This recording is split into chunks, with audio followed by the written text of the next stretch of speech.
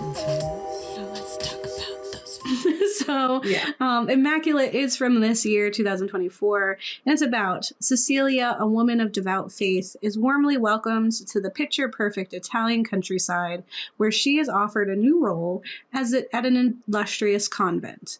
But it becomes clear to Cecilia that her new home harbors dark and horrifying secrets, and it's directed by Michael Mohan, or Mohan. Like Lohan. It's really funny as like a description of the film because like I would not have described the Italian countryside as like illustrious or ideal or picture perfect. She didn't really do anything. Like it was Graham from the Get Out, and you didn't really see Italy, so it's just funny that that's how they described it. Yeah, on IMDb. Yeah, the only time you see it is like in a really traumatizing scene, like when you see the countryside. She's like running through it covered in blood. So. Not so sure about that one. And also, like, the second she joins, they're like, ew, you're here. Some of them are. You know? Some of them are happy. Yeah. The old lady was happy to see her. It's like... And the father. Mostly it. Oh, well, yeah. He likes anybody who he can exploit. He was so excited. Let me tell you about this film. So... Immaculate is a psychological horror film that delves into the themes of motherhood, faith, and the societal control over women's bodies. And we follow young American nun Cecilia, who arrives at the Italian convent with little more than a suitcase and a shaky grasp of Italian, which really sets the tone for her vulnerability in this strict, eerie environment. Like, she's definitely not, comfortable here. And when she's asked, like, when she's coming in, she has a one-way ticket, and these officers question her about what brought her here. And when they ask what drove her to make the decision to live her life in a convent, to which they think that's a waste, right? For this young, supple body, not a woman, supple body, which is just a great use of Sydney Sweeney, to be honest. It's a waste. Why do you do that? And she responds that it's not a choice. It wasn't ever a choice for her. It's not her decision.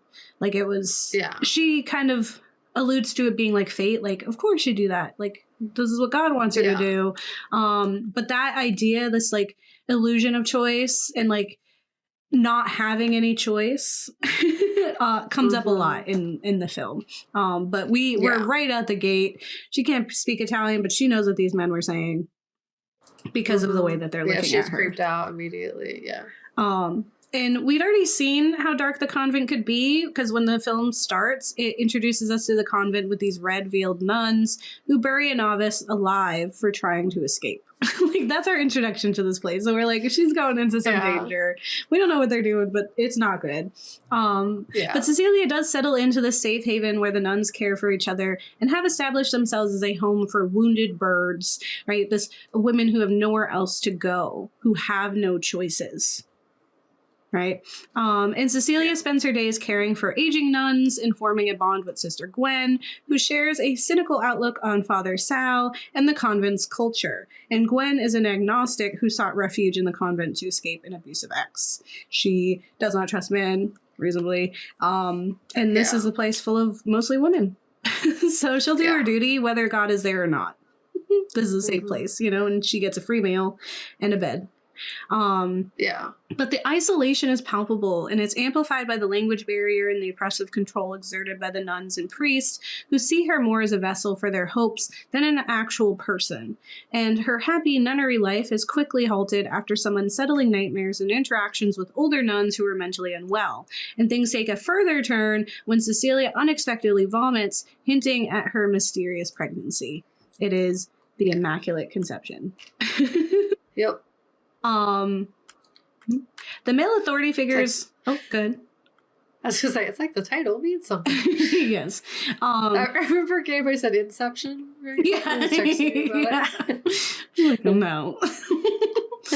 The male authority figures at the convent start scrutinizing her chastity, declaring her fetus was conceived without sin, and the religious figures in the story view her as a means to an end, like I said, this vessel to bring forth the new Christ, reinforcing how powerful institutions can exploit women's bodies for their own desires. It's a miracle. You are with child. And in a powerful climax, Cecilia, bloodied and in labor, unleashes a fierce resistance against her oppressors. And the graphic depiction of childbirth, along with symbolic imagery like her dressed up as a modern-day Blessed Virgin, really underscores the film's commentary on societal control over women's bodies. It is not subtle in the least. Yeah. And Immaculate is a bold horror film that dives deep into the struggles surrounding women's reproductive rights and bodily autonomy, all through the gripping journey of Cecilia. It's thought-provoking, and it's an exploration that shines a spotlight on the intense physical and psychological impacts of losing control over one's body, especially against a government or control, like, authoritative body that, you know, isn't giving you the autonomy that you are deserved of. And the film's rich symbolism and powerful narrative make it a must-see, as it beautifully illustrates the resilience required to push back against oppressive forces. And as Cecilia navigates her harrowing experience, viewers are left not only terrified, but also contemplating the broader implications of her story. Like I said, not subtle. It's a chilling reminder of the fight for autonomy and the very real struggles that women are facing today, right now. And Immaculate manages to intertwine horror with real-world concerns in the shadow of a country hell-bent on reducing women's personhood. Like, it takes place in Italy, but she's from Detroit. Okay? Yeah. So I think one of the big things about this film and some of the other films that have popped up this year is that it's quite timely and it's quite obvious that we are seeing these films at a time, it's an election year, and we are still feeling the reverberations and now finally seeing the effects of the decisions that were made during the Trump administration. So this is horrors of pregnancy in a post-Roe v. Wade America. This is the fear that we as a society are feeling collectively and are using media to express. So the surge of pregnancy body horror in films has become a poignant reflection of the societal anxieties in a post-Roe v. Wade America, right? Following the Supreme Court's decision to overturn Roe v. Wade, restrictions on abortion and reproductive rights have intensified, raising urgent concerns about women's autonomy over their own bodies. Just like this film. It's like such an obvious, like, analogy. Like, again, if you look at it, you're like, okay, I see what you're trying to say. But I mean, it's necessary. I really do think so. And there's an element to it that I think is pretty clever. But this intersection of horror and societal critique becomes particularly compelling, drawing audiences into a thrilling yet thought-provoking experience that reflects on these pressures.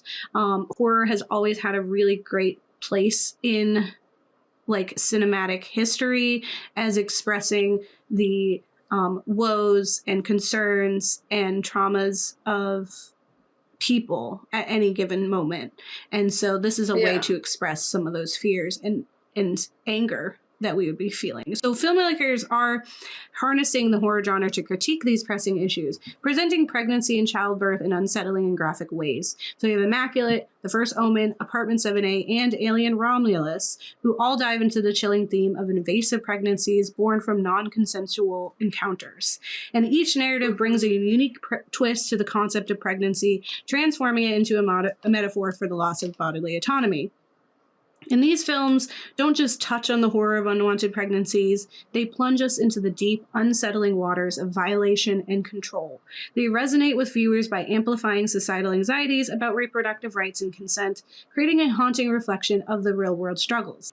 And it's fascinating to see how these filmmakers tap into such intense themes, showcasing that trauma that people are facing through their characters. These narratives symbolize the invasive nature of forced pregnancies, often portraying women as mere vessels for reproduction, overshadowing their personal dreams and well-being. Just personhood. And Immaculate specifically dives into this issue by presenting a difficult and overtly symbolic story about a nun who finds herself pregnant without having had sex, right? By twisting it and tangling it up with a religious story, like something that is untouchable. Right? Like, this is an exception to the rule, you know, of blessings. So this miraculous yet involuntary pregnancy is a representation of losing that bodily autonomy. Like, as soon as it happens, she is no longer a full person. And we can see how external forces are able to manipulate and control women's bodies, stripping them of their choices. No choices, the whole film. And our current external forces are the new abortion laws that are cropping up across the country, which are putting the lives of women in danger and in a variety of ways. The film mirrors these restrictive abortion laws that force women to carry unwanted pregnancies to term, even in cases of rape and incest, or the laws that deem a fetus's life more important than the human who's carrying it, forbidding surgeries on pregnant women, even if their lives are actively threatened. Yeah. So we've already been informed of deaths and like preventable deaths that have occurred because of this ruling and the Trump administration's effect on women's health and freedoms. We are seeing those results now. And so the film's graphic imagery, like the violent morning sickness, her losing teeth, the physical constriction, really drives home the horrors of forced pregnancy and just like is very true to like a stressful pregnancy period. Right. It can be a hard time even when you want it to be happening. Right. Yeah. And despite being revered, like as this new virginal mother, Cecilia is denied proper medical care. Right. And she has to resort to like faking a miscarriage in hopes of getting to a hospital. Like it's so, again, so on the nose. Right. The idea that like we can't even go to a hospital. We can't trust the person who is in charge of our health and well-being. Like we're restricted. Yeah. Think about like a woman in Texas trying to come up with an excuse to go stay over to get life-saving surgery, you know? And these, this is clearly a reflection of our current landscape where the welfare of an unborn child is prioritized over the mother's own well-being. And these disturbing scenes tap into the fears many women face as access to safe and legal abortions become more restricted.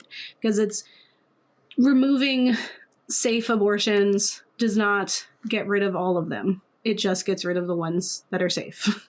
So there's also this level of choosing a nun as a protagonist, and it's very intentional as it does add an extra layer of restriction and that lack of power because nuns symbolize purity and chastity, and their bodies are often viewed as sacred. They are supposed to be untouchable. They are pure. They are for Jesus. Yeah. So by placing a nun at the center of an involuntary pregnancy, the film highlights a profound violation of personal and spiritual sanctity. So, not that like nuns being abused is more intense than non-nuns being abused, but there's an added layer of their spirituality in the one decision that they supposedly made to be a nun. Yeah, the one decision. Yeah, to be chaste or whatever. That's violated. Taken away. Yeah. So this coupled with the decision to specifically cast Sydney Sweeney, and that's where I think the film shines. Casting Sydney Sweeney, whose body has been commodified, over-sexualized, and been subject to public scrutiny for nearly her entire career, enhances the film's critique of how society polices women's bodies and makes her role even more impactful. And Sweeney, in an interview with Variety, shared her objectified existence and what inspired her to sign on as a producer for this film. Like she was like, I'm invested. I want to tell this story and I need to be in it. And she said, people feel free to speak about me in whatever way they want because they believe that I've signed my life away, that I'm not on a human level anymore because I'm an actor. And that's been discussed in a multitude of ways for actors or people who are celebrities. Chappell Roan is having that same thing of like, I'm just a person. You cannot be treating me that way. I am regular.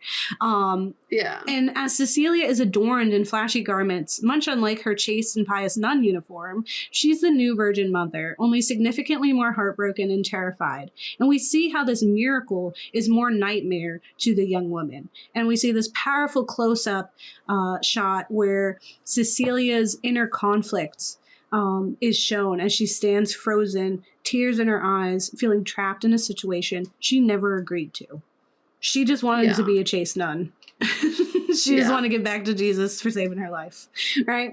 Yeah. And it's so important that Cecilia is a nun, right? A person whose life is already in the hands of the church. We see how women's bodies are controlled and exploited by institutions all the time, be they religious, political, or societal. And this control is often masked as morality or tradition, yet it ultimately oppresses women. We just slap on a new paint job on it. Yeah. Satan plus. Satan plus. And what's particularly interesting in how this film is how the film subverts religious beliefs, transforming them into something sinister. The convent, which is supposed to be a place of sanctuary and faith, instead becomes a setting where those very beliefs are twisted to exert control over Cecilia. Now she can't leave, and not because of a choice. Not because this is where she wants to be, because she cannot leave. And it highlights the darker side of religious doctrine, suggesting that what is often viewed as sacred can also be oppressive. And this contrast makes the story even more compelling, as it forces us to confront how easily faith can be weaponized against individuals, particularly women. These wounded birds are in this vulnerable place. They come here for sanctuary and are immediately put into harm's way, and now you don't have choice. You're not allowed to have choice anymore, and it's not having choice is good for you. Then you're a good woman if you don't do the choice. Like it, you know, or you just get to be a part. Like it's like a whole thing. I'm gonna do but Italy and Catholicism has hated women for a very long time. It's like their entire history is baked in that. So it's just like they are rude. Yeah.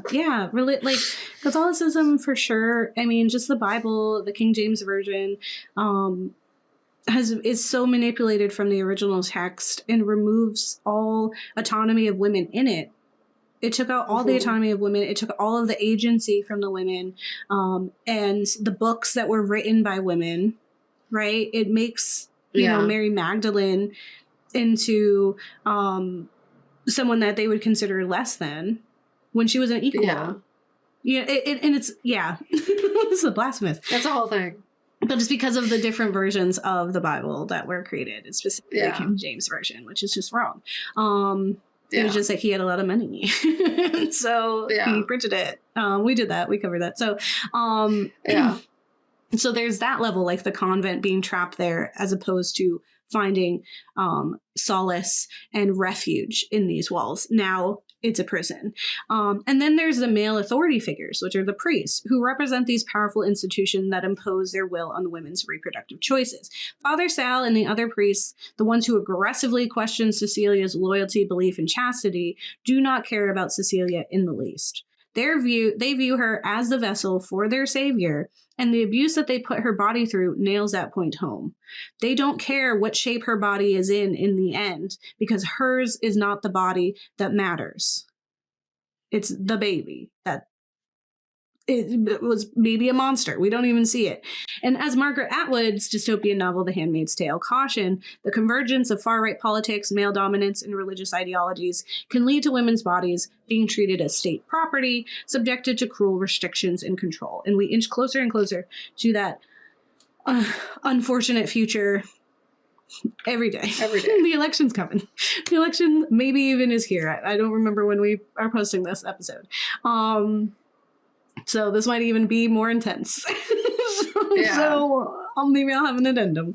But it's just so important to have these conversations and people having that, like people conveniently forgetting what we just went through and what we're currently feeling, being an effect of what we already just gone through.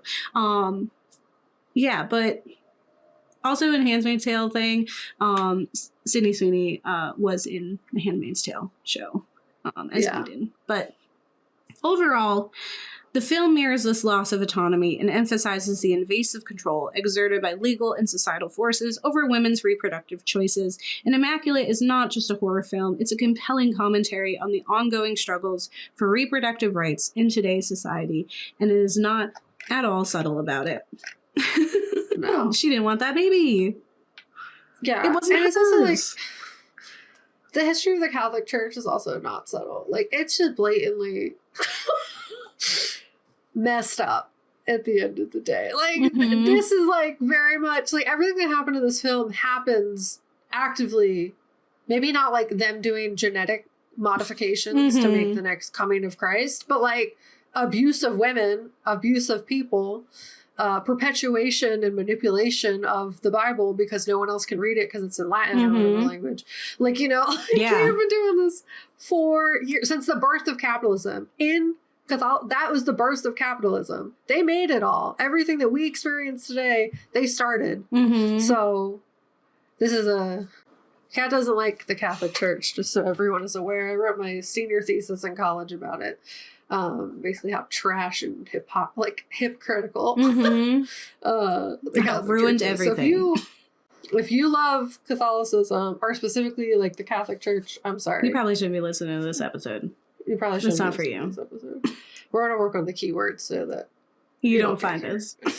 But yeah, like it was very honest, and I think considering, like, as Gabe said, like the stakes that are currently at play and like have been at play, honestly, for a minute, ever since they did overturn Roe v. Wade and in the 70s when they enacted it in the first place, like we have not had any bodily autonomy for very long.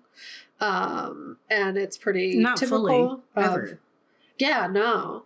And we've barely had it. It just doesn't feel like, because like the 90s babies and the early 2000s babies were born like a little later, so it wasn't like right in our purview. So we were fed this like, we're past it, it's fixed thing, where we were like barely out of it. Like so much of that stuff that was taken away again was like just barely new at the same time. Like, so our history is definitely trying to repeat itself. It is definitely stressful as heck. And Catholicism